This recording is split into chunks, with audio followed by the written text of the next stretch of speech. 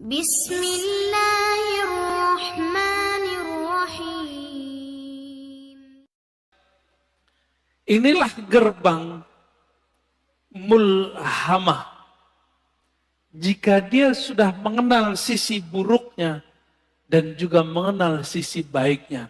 Kira-kira kalau orang berakal ngikutin yang mana? Karena dia sudah tahu di dalam dirinya ada sisi buruk, dia tidak menyesali putus asa kalau terjebak pada maksiat. Emang dari sononya udah begitu? Fa'alhamaha fujuraha wa taqwaha. Memang karakternya nafs ini begitu. Dia mengikuti yang rendah-rendah, fujur. Ada yang halal, maunya yang haram. Emang begitu kita. Maka Bapak Saudara makan Allah, kalau kita sudah tahu, coba lihat filosofinya. Kenapa Allah tidak pertama kali mengatakan fa'alhamaha taqwaha wa fujuraha. Tapi yang dimulai apa? Fujur dulu baru taqwa. Walaupun secara bahasa Arab, wow itu artinya setara, tapi secara makna, apa kata Imam Syafi'i? Ibda bima bada'ahullah. Imam Syafi'i itu kalau ketemu ayat, susunan, maka beliau mengatakan, mulailah memperhatikan dari mana Allah memulai. Itulah rahasianya. Bahwa orang itu pasti muncul dulu fujurnya, kekejiannya. Jangan-jangan saya lebih keji daripada antum kan? Kan nggak tahu juga. Jangan-jangan yang berbicara ini lebih hina daripada yang mendengarkan. Tapi jangan putus asa. Allah itu ngasih tahu bahwa diri kita hina. Kalau kita terjebak, jangan putus asa. Kita punya sisi yang takwa. Disebut tobat. Gitu. Maka orang-orang yang bertobat dari masa lalunya dengan menyalahkan dirinya sendiri, tidak menyalahkan orang lain, lalu mentazkiyah dirinya, membersihkan dirinya, baru kemudian membicarakan yang lain. Orang ini sudah mulai naik ke makom berikutnya, an-nafs al-mutmainnah, jiwa yang tenang. Lalu bagaimana cara supaya jiwa itu bisa dibersihkan? Maka kita katakan, mujahadah itu nama sekolahnya. Kurikulumnya namanya tazkiyatun nafs. Bisa bedain. Tasawuf itu nama kampungnya. Jadi tidak ada namanya tazkiyatun nafs kalau tidak bertasawuf. Nggak akan ada, Pak. Oh ini sudah ada sebelum tasawuf. Iya, tapi itu spiritnya tasawuf. Tazkiyatun nafs itulah yang disebut dengan taubah. Tazkiyatun nafs itu disebut dengan taubat. Dimulai dengan tazkiyah nafs itu dengan cara puasa. Tobat, ya, tobat dari dosa.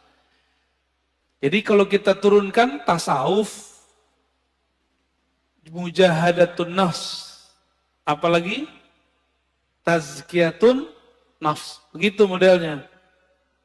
Jadi kalau ada orang mengajak kajian tazkiyatun nafs, tapi tidak memulai dengan tasawuf, gimana kurikulumnya? Pasti ada halalnya.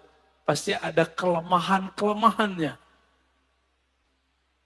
Kayak gitu modelnya.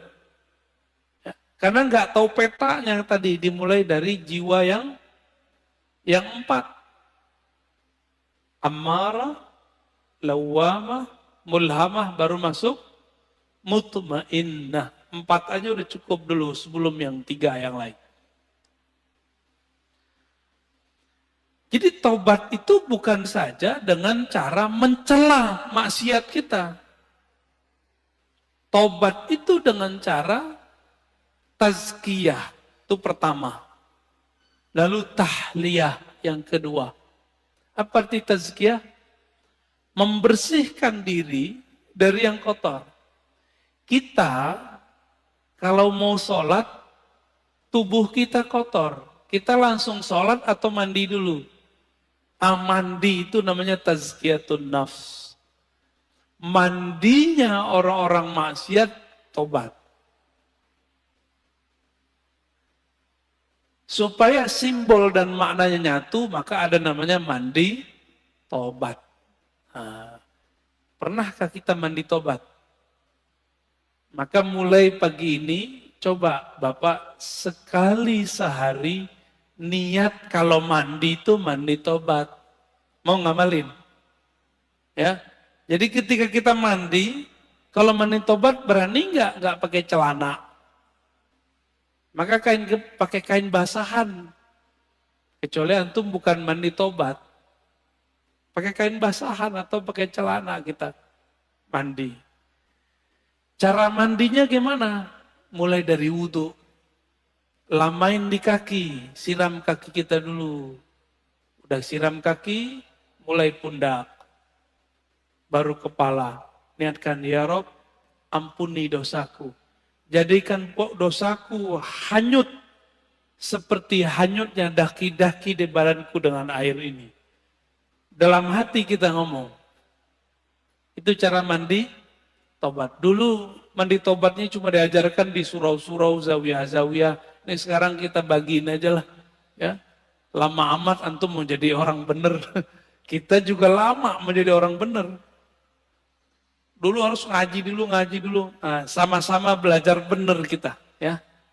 Mau ngamalin ya. Sama-sama kita amalkan. Mandi tobat. Bid'ah itu Ustaz. Ya, makan aja tuh bid'ah itu. Ini udah diamalkan banyak ulama. Dari mana dalil mandi tobat? Teman-teman, orang masuk Islam mandi nggak? Dianjurkan mandi nggak?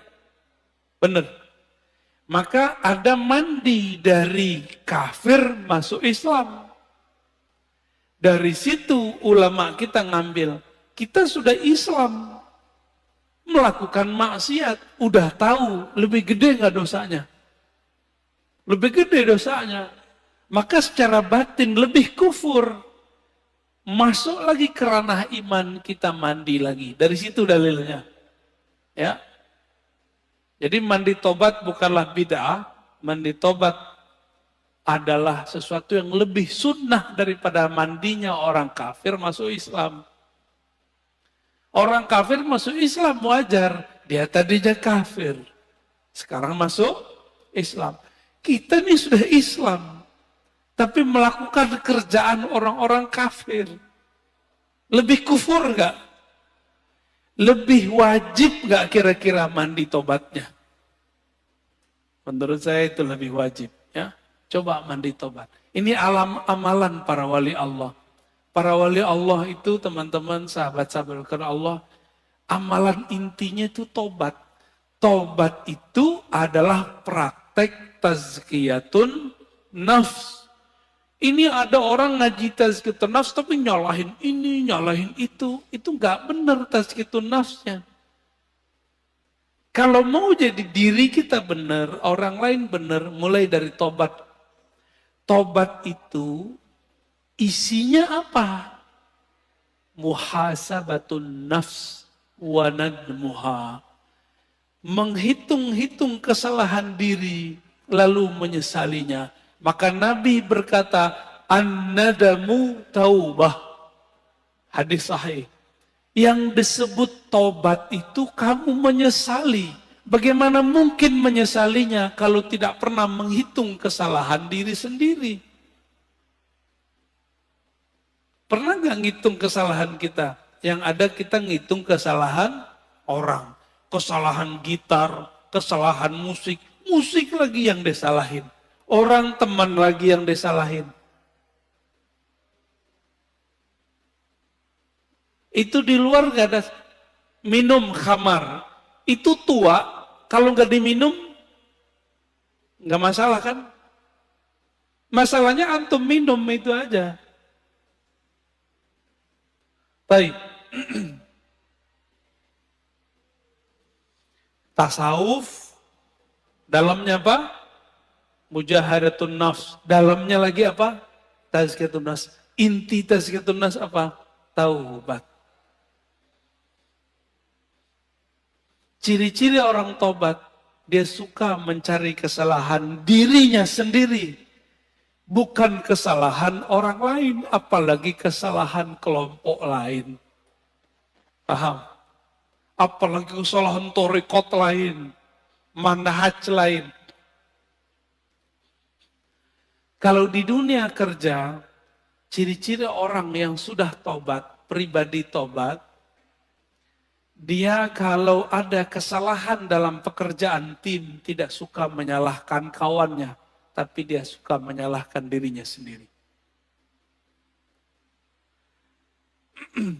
Makanya kemudian prinsip-prinsip agama ini sudah menjadi sistem dalam perusahaan-perusahaan. Ada namanya report, benar. Report, laporan. Laporan harian, laporan mingguan, laporan bulanan, laporan tahunan, benar. Itu namanya muhasabah. Jika orang-orang sekarang bekerja untuk dunia pakai prinsip tobat, kenapa untuk akhirat tidak menggunakan prinsip tobat? Jika ada perusahaan tidak menggunakan sistem report, kira-kira dia punya kemajuan nggak masa depan? Nggak ketahuan dia maju. Dia ngerasa maju tapi nggak maju-maju.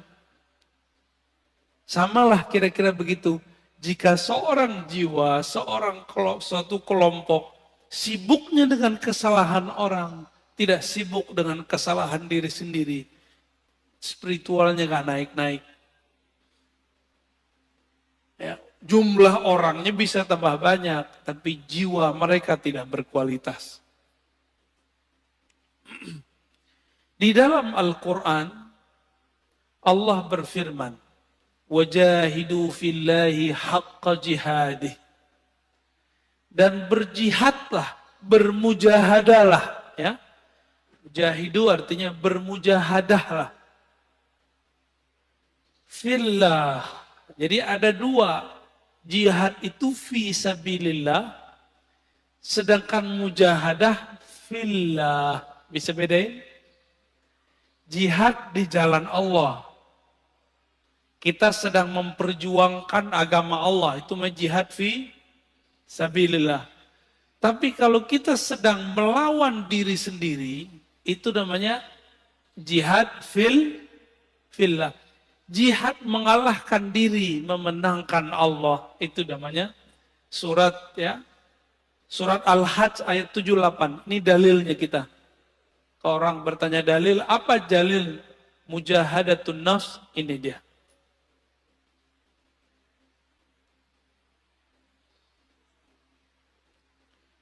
Dan dalam surah Al-Ankabut ayat 69, Allah berfirman, "Walladzina jahadu fina lanahdiyannahum subulana."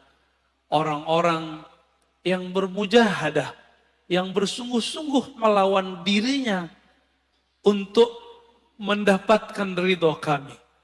Lanahdiyannahum subulana. La di situ bukan la tidak, tapi sungguh. Sungguh ada nun taukid di belakangnya. Sungguh-sungguh aku akan bukakan jalanku, akan tunjukkan subulana. Maka teman-teman, jalannya mujahadah itu banyak. Kalimatnya di sini subul. Apa arti subul? Jamak dari sabil. Subul, sabil artinya tariqah. Subul sama dengan turuk, artinya jalan-jalan. Banyak jalan. Berarti jalan untuk memperbaiki diri itu lebih dari satu. Tidak hanya satu thariqah. Bisa banyak thariqah. Tidak hanya satu manhaj, tapi banyak manhaj. Adapun ayat yang mengatakan la tattabi'us subul, jangan ikuti jalan-jalan, itu maksudnya jalan kemusyrikan. Adapun kalau sudah masuk ke dalam Islam, di situ banyak metodologi Ini dia. Jadi kenapa thariqah itu banyak? Beda sahabat, beda thariqah. Sayyidina Umar itu kalau beliau salah, puasa 40 hari, tidak tidur 40 malam. Ada yang kuat thariqatnya Umar?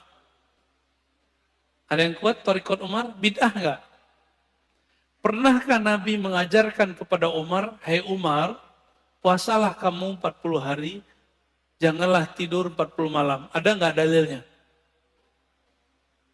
Pernah enggak Nabi ngomong? Enggak, Umar dapat 2 ayat ini langsung dipakai.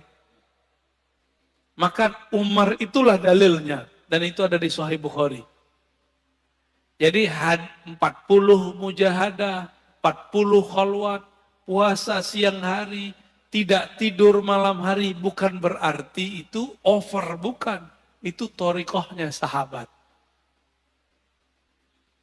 Ini kita baru zikir 5.000 udah disebut riya. Ya.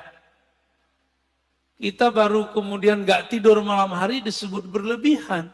Umar tiap malam gak bisa tidur. Karena dia merasa bersalah kepada Rasulullah Sallallahu Alaihi Wasallam.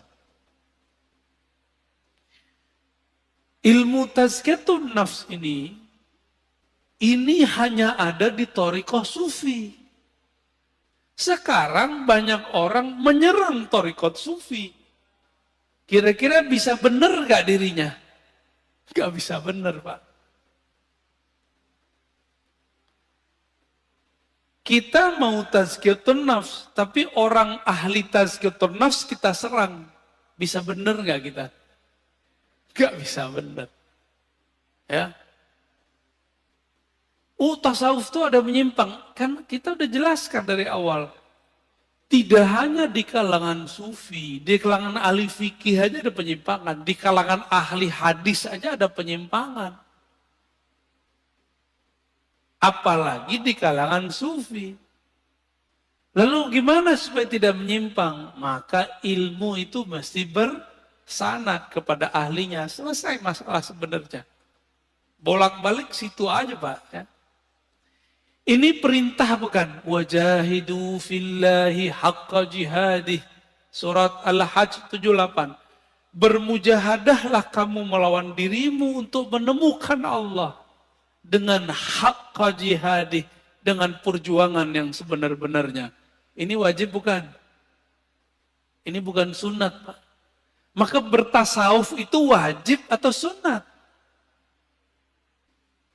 Tidak ada tasawuf tanpa mujahadah. Tidak ada mujahadah tanpa tazkiyatun nafs. Itu namanya tasawuf. Berarti tasawuf wajib atau bukan? Wajib gak? Jadi jangan ngomong lagi tasawuf itu sunat. Bertasawuf itu wajib. Dalilnya ini ayatnya. Ma la yutimmul wajib illa bihi fahuwa wajib. Sesuatu kewajiban ya nggak bisa kita capai kecuali dengan satu metode atau sekian metode. Maka metode ini wajib ditempuh, wajib dipilih. Ini yang disebut dengan subulana, jalan-jalan kami. Ya, sudah mulai paham? Tapi biasa, mungkinkah Allah membiarkan jalan suci ini aman? Gak mungkin. Maka Allah titipkanlah ya ujian bagi orang-orang yang sedang bermujahadah di jalan tasawuf. Supaya mereka meragukan tasawuf. Ragunya lewat ustadz juga. Karena ustadznya ngomong pakai dalil juga. Bahwa tasawuf itu bid'ah. Tasawuf itu dari Buddha. Tasawuf itu dari Brahmana. Tasawuf itu dari Kristen. Yang ngomong begitu kan orientalis. Giliran orientalis ngomong ente percaya. Giliran kita yang muslim ngomong ente nggak percaya. Yang paling lucu musim maulid ini mau maulid. Ya? Benar mau maulid. Yang bilang maulid pertama kali dibuat orang Syiah kan orang Syiah. Salafi mengkafirkan Syiah. Tapi giliran informasi tentang maulid, ini mereka ambil. Mereka percaya kepada orang kafir bahwa maulid ini dari Syiah. Padahal kita ahlus sunnah itu juga punya data sendiri. Bahwa maulid itu bukan dari Syiah. Bukan dari Yesus. Ini yang paling lucu. Selevel Syekh Saleh Fauzan, Imam Salafi sekarang di Saudi, itu menganggap maulid Nabi itu sama dengan memperingati kelahiran Yesus. Nyambung nggak? Ada nggak antum yang memahami maulid Rasul Sallallahu Alaihi Wasallam itu sama dengan kelahiran Tuhan? Ada nggak? Nggak ada kita yang begitu. Itu ilmu namanya ilmu su'uzon. Jadi manhaj mereka itu kita ganti istilahnya manhaj su'uzoniyah. Ya. Bukan manhaj salafiyah. Su'uzon tiap tahun dijawab nggak aja puas. Tahun lalu kita udah bales. Ini mau mulai lagi nih. Siap-siap ntar ya bulan maulid. Ini so far Ustaz ya. Oh bulan maulid terame lagi. Jangan antum kira kita jawab sekarang nanti mereka adem lagi enggak. Tahun depan lebih gawat lagi. Tahun berikutnya lebih gawat lagi. Apa kata Syekh Saleh Fauzan? Aneh masih mending bilang dia Syekh ya. Mereka udah nggak bilang kita Ustadz, Buya, Kiai. Nggak masalah. Kita nggak mau dianggap sama mereka. Kita mau dinilai oleh Allah Subhanahu wa Ta'ala. Apa kata dia? Ini tasyabbuh dengan orang-orang Masihi, orang Kristiani. Kalau tasyabbuh menyerupai orang Kristen itu dalam akidah kita kan kafir. Kafir dong pelaku maulid. Maka kalau baca ayat Qul ya ayyuhal kafirun itu isinya orang-orang maulid ya. Nauzubillah min dzalik. Membawa ayat suka-suka. Dan kebetulan kebenaran pelaku maulid kebanyakan orang-orang tarekat sufi.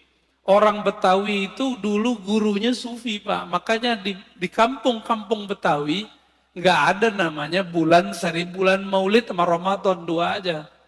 Tiap bulan ada maulid, bener nggak? Tiap bulan ada barzanjian, tiap bulan ada dibaan, tiap bulan baca syaraful anam. Karena setiap hari Senin mereka mengingat ada kelahiran Nabi Sallallahu Alaihi Wasallam. Dianggap itu Syiah. Ya. Allahumma sholli ala Muhammad.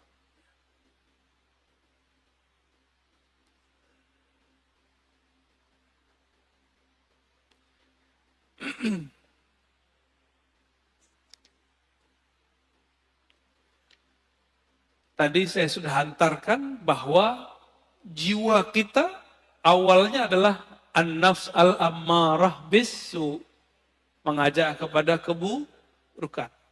Tapi karakter jiwa, qabiliyatun litaghyir. Jiwa ini bisa dilatih. Allah tadi melatih jiwa pakai apa? Pakai puasa, benar. Maka coba antum latih jiwanya dengan puasa. Masalahnya, orang kayak kita ini mau coba latih diri sendiri, sukses nggak? Antum mau coba-coba latihan sendiri, sukses nggak? Orang mau nulis aja harus ada gurunya. Hebat amat antum ketika mau melatih diri sendiri, tapi tidak punya guru. Siapa kita? Ada yang lebih tinggi dari Imam Ghazali di sini.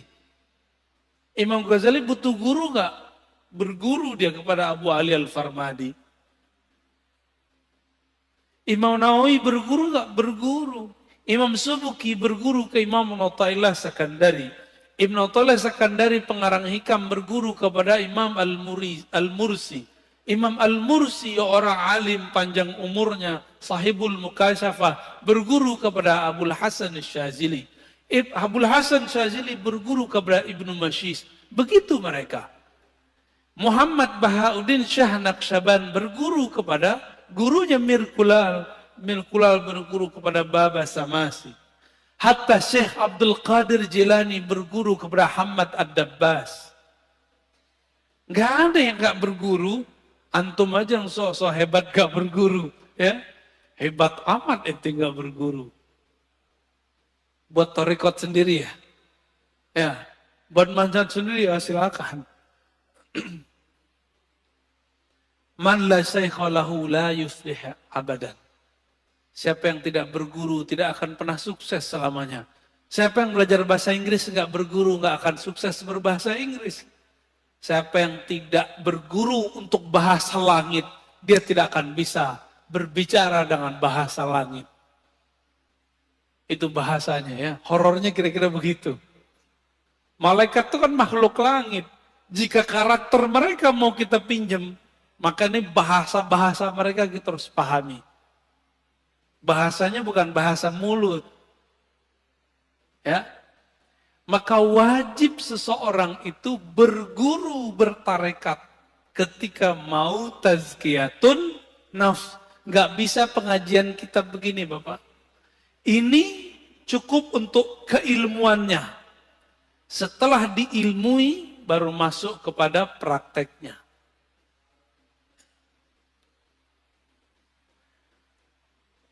Beda orang, beda masalah. Ada sahabat Nabi datang mengatakan, "Ausini ya Rasulullah." Wahai Rasulullah, tolong ajarkan aku. Apa kata Nabi? La taghdab, jangan marah. Wahai Rasulullah, aku pengen yang lebih. Apa kata Nabi? Jangan marah. Sampai 3 kali. Falakal jannah, pasti masuk surga. Datang orang lain, bertanya, wahai Rasulullah, apa amalan terbaik? Nabi menjawab, it'amut ta'am, kamu memberi makan. Datang orang yang lain, wahai Rasulullah, apa aman paling tinggi? Nabi mengatakan, al-imanu billah, percaya kepada Allah. Berarti beda orang, beda cara. Inilah dalil kenapa thariqah itu banyak. Paham? Ustadz saya pusing, kenapa di sono ada Tijaniyah, di sono ada Idrisiyah, di sono ada Naqsyabandiyah, di sono ada Samaniyah, di sono ada Syadziliyah, di sana ada Qadiriyah. Kenapa? Memang dari nabinya sudah begitu.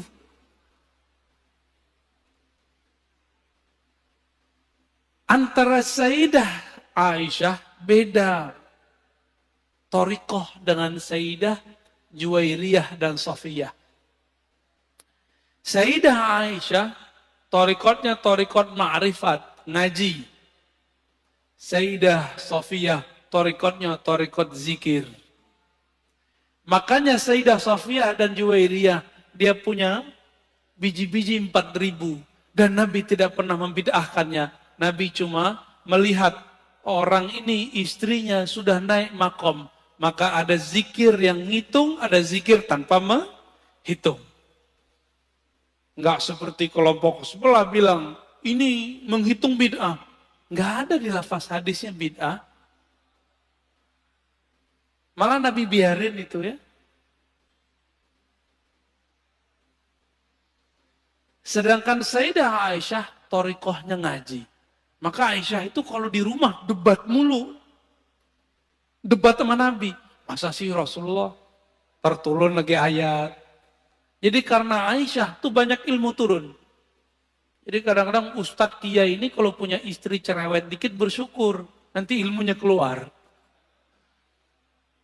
Apalagi wali ya. Wali itu ujian paling beratnya istrinya sendiri. Serius. Ya. Waliullah itu ujian pertamanya istrinya. Antum tahu Sayyidina Umar? Itu waliullah bukan? Waliullah bukan? Ada yang meyakini Umar bukan wali, pasti Syiah. Sayyidina Umar di rumah itu dikata-katain bininya. Ente nih wali, kira-kira begitu. Masa Amirul Mukminin begini? Enggak beres ngurus umat. Dikata-katain sama bininya. Dia pasrah aja, dibiarin aja. Bukan berarti Umar gak ada harga dirinya. Itulah cara Umar yang biasa ngata-ngatain orang di luar. Sekarang dia terima gak dikata-katain sama bininya sendiri. Apa perasaannya dikata-katain oleh orang dekatnya sendiri. Umar berhasil melewati itu. Pantas beliau jadi wali. Antum ini beda dikit paham sama bini udah tengkar, udah minta cerai. Udah langsung bilang, kamu ini menentang Allah dan Rasulnya. Yang ditentang ente, bukan Allah dan Rasul. Jangan bawa-bawa pemahaman kita satu level dengan Allah dan Rasul. Pemahaman kita ini bisa salah. Allah dan Rasul tidak pernah salah. Istri suka posting dirinya. Jangan langsung dihardik. Pelan-pelan, dek. Setiap nikmat itu pasti ada yang iri. Kamu begini ntar ada yang iri. Urusan dia. Ntar lama-lama pasti ada yang ngecengin tuh cewek. Ya, istri kita tuh. Atau pasangan kita, atau adik kita, atau teman kita. Nanti dia sadar sendiri. Lama pelan-pelan aja. Kamu kalau tidak take down itu foto, video, saya jatuhkan talak 1. Gak begitu caranya. Gak begitu caranya. Allah aja pelan-pelan mendidik nafs. SP1, ya kan? Wahai nafs, wahai jiwa, aku siapa, engkau siapa. Sampai yang ketiga baru dididik, dikasih ancaman. Gak dikasih makan. Begitu caranya ya. Jadi jangan main SP aja baru ngaji berapa kali. Baru santri kilat, belum santri beneran. Udah belagu aja kayak santri ya. Antum belajar torikot. Torikotnya sih bagus, antumnya gak bagus. Jangan bawa-bawa kemurnian torikot itu menjadi standar kita. Ya. Man zayyana zahirahu bil mujahadah, hassanallahu sarairahu bil musyahadah. Guru Imam Abul Qasim Al-Kushairi, namanya Abu Ali Ad-Daqqaq.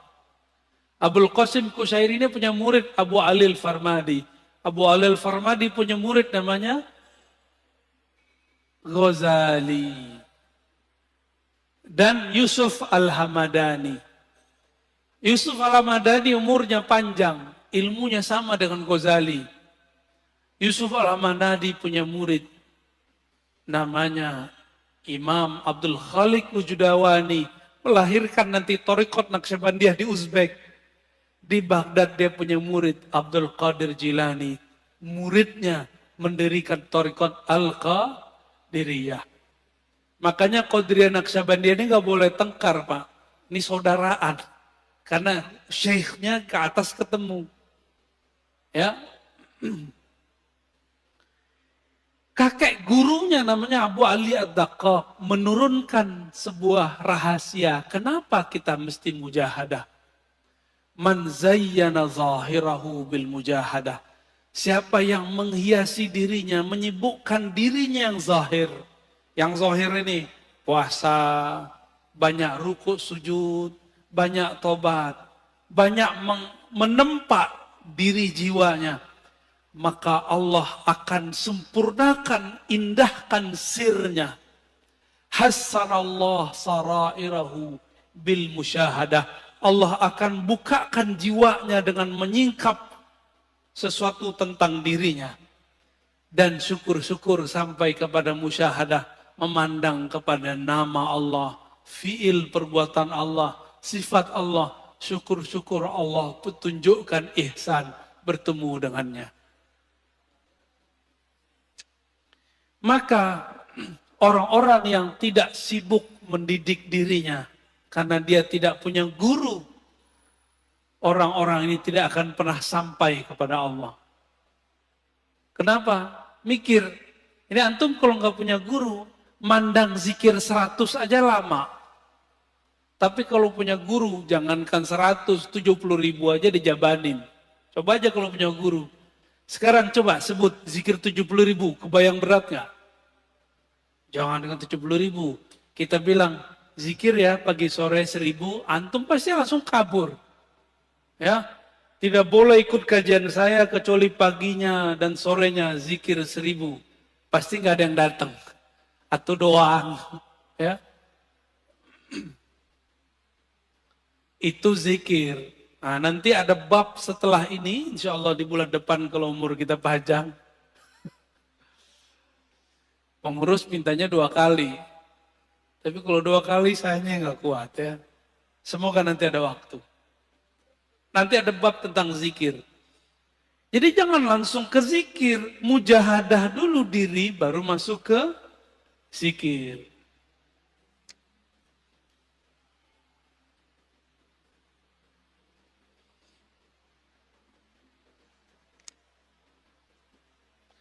Semua ulama ahlullah sepakat.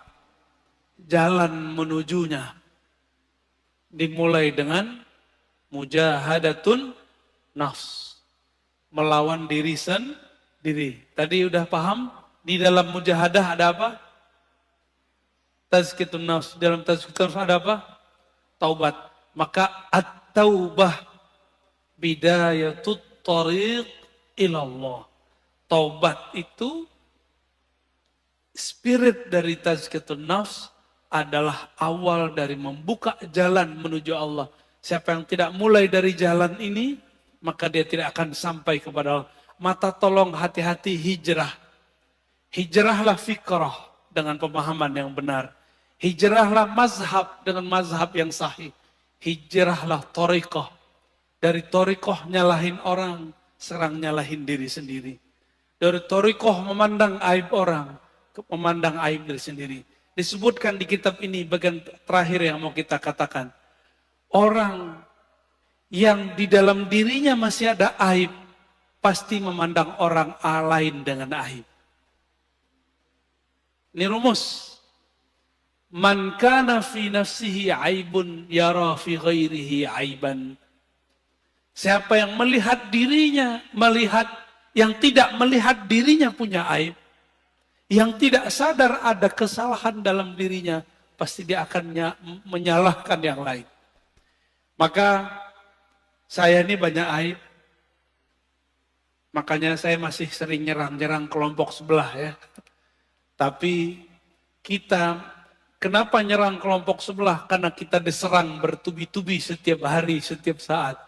Maka ini wajib hukumnya, karena hukumnya difa'un nafs, memperjuangkan pemahaman kita yang kita terima dari masyayikh yang bersanad kepada Rasulullah. Insya Allah bukanlah aib. Menurut antum aneh ketika Rod mengkritisi kelompok sebelah yang mengkafir-kafirkan pelaku tawassul, yang membid'ahkan amalan kita. Menurut antum itu sibuk dengan aib orang atau gimana? Enggak, saya tidak meniatkan itu.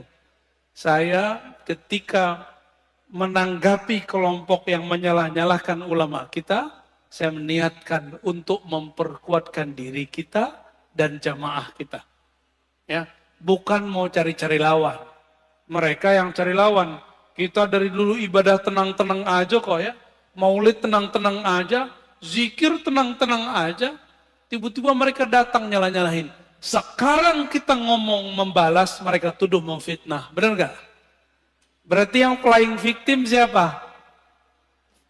Itulah sikap psikopat ya, manhaj psikopatiyah. Nauzubillah min dzalik. Gak pernah mau salah ya. Gak pernah melihat diri ini bermasalah. Baik, cukup Ustaz. Dah. Dan teman-teman di ujung kita katakan, tidak ada orang yang aman. Kenapa? Karena qalbu hamba baina isba'ain min asabi'ir rahman. Di antara jari-jari Allah. Kalau ini jari, kan bebas-bebas mau diapa-apain. Maka jangan pernah merasa sok suci.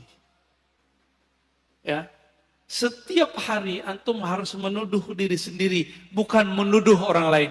Maka ciri-ciri orang yang sudah lolos tazkiyatun nafs level 1, dia sudah mulai menuduh, jangan-jangan aku nih yang masalah.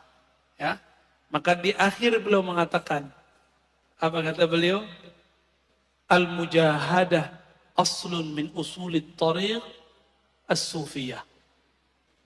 Mujahadah itu adalah pokok ajaran sufi. Wa man haqqaqal usul nalal usul. Siapa yang membaguskan usulnya, pokoknya, dia akan tangguh cepat sampai kepada tujuannya. Wa man tarqal usul hurimal usul. Siapa yang goyang pondasinya, usulnya, pokoknya, dia tidak akan pernah sampai. Biarlah mesin mobil kita, ya mesin lama yang penting jalan. Daripada mesin baru nggak pernah jalan. Biarlah mobil tua, tapi dia bertahap, ya. Bertahap sampai. Daripada mobil bagus tidak pernah diajak berjalan. Ya. Maka tubuh ini mari diajak mujahadah. Mulai hari ini mujahadah, zikir pagi, zikir sore, cari guru. Cari syekh mursyid yang bisa mendidik jiwa kita.